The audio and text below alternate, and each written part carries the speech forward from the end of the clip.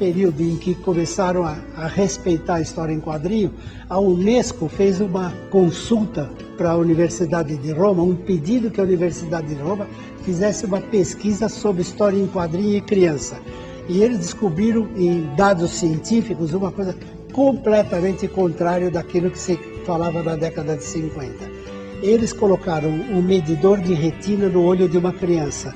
E essa criança ficava lendo um gibi, e à medida que ele lia o gibi, a retina dele se movimentava. Ou seja, quando tinha aquele Bang, Crush, aqueles super-heróis que pulavam, voavam em terceira dimensão, vindo assim, o olho da criança crescia. Então eles viram que a criança tinha uma identificação com o visual da história em quadrinho.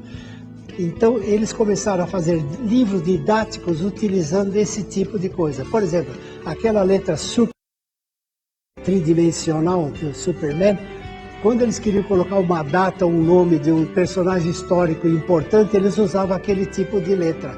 Quando eles queriam fazer Guerra de 14 a 18, eles usavam o tipo de letra de história em quadrinho para fazer com que a criança se interessasse por aquilo. Então, eles chegaram à conclusão que a história em quadrinho tinha uma linguagem acessível às crianças.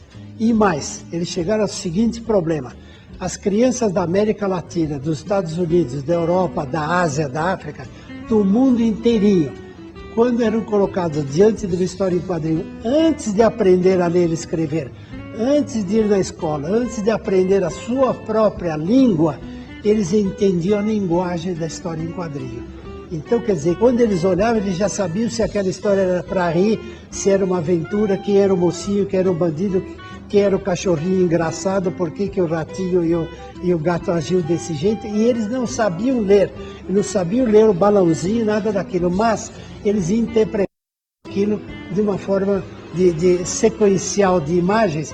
E se você tirasse os balãozinhos e quando a criança ia para a escola e dizia, escreva o que está escrito aqui, ele inventava novos termos para serem colocados ali.